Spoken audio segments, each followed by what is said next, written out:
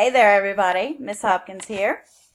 It is that wonderful time of the year where our semester is wrapping up and you are getting daily email reminders for your course evaluation participation.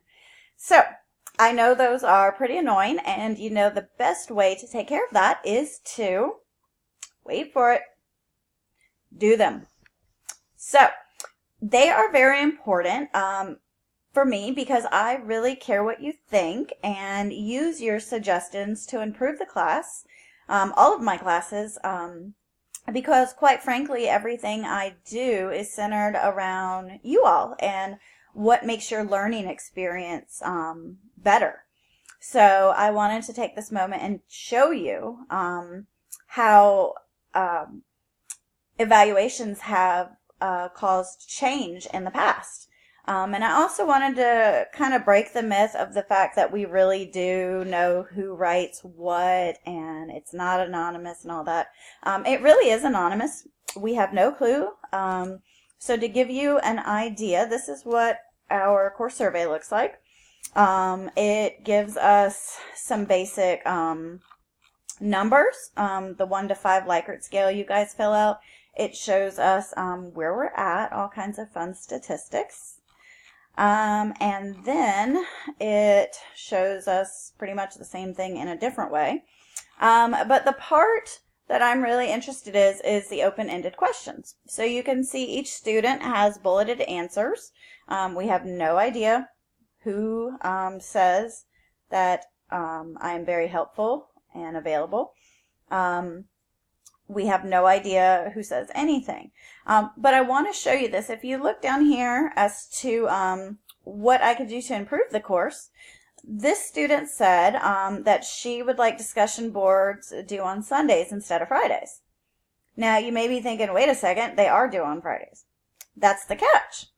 My first few years of teaching online, my discussion board posts were due Wednesday, and then the replies were due on Friday. But once I read this and understood the perspective of this student, and possibly many more, I thought, wow, I might as well just change it to Sunday. You know, it doesn't hurt.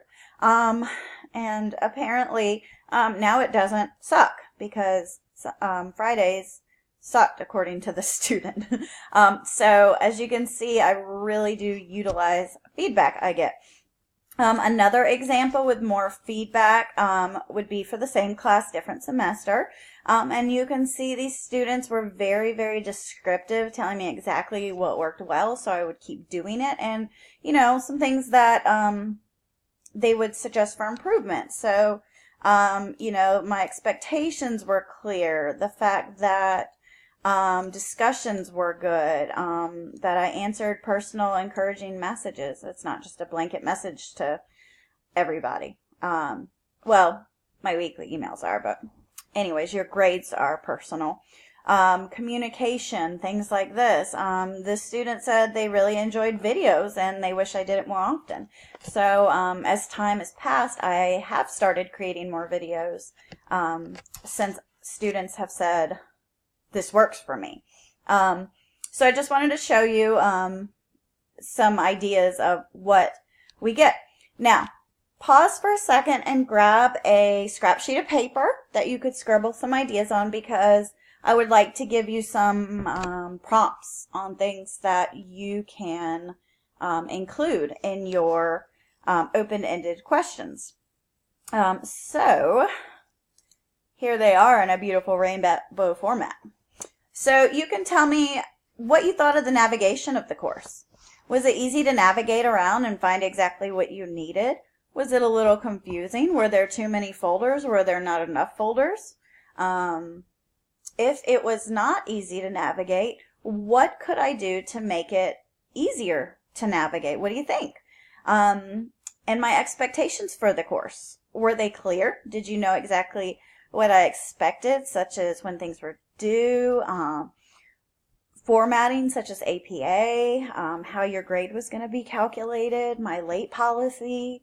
Was anything a surprise to you? And if it was, what was a surprise to you?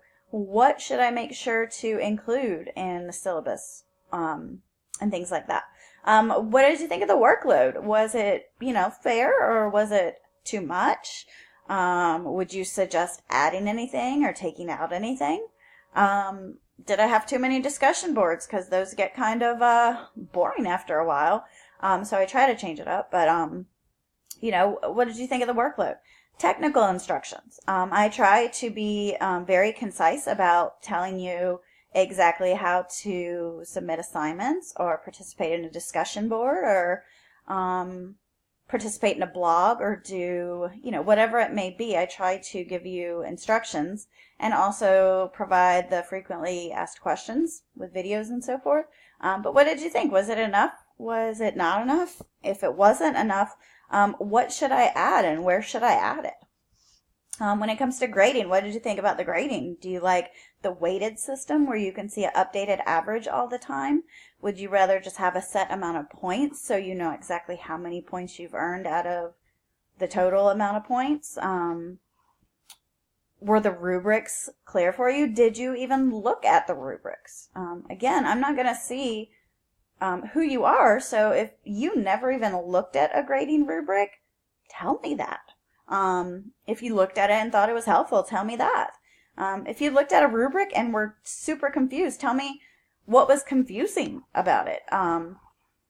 Did you actually read my feedback? Did you go to my grades and click on the title of the assignment and read what I wrote back to you specifically? Was it helpful? And finally, what did you think of the alignment?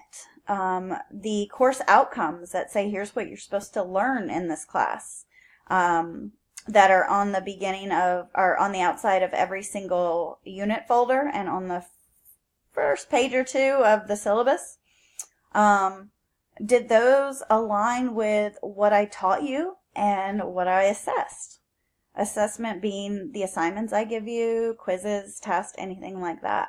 So did they all, was I measuring the same thing? Did you think?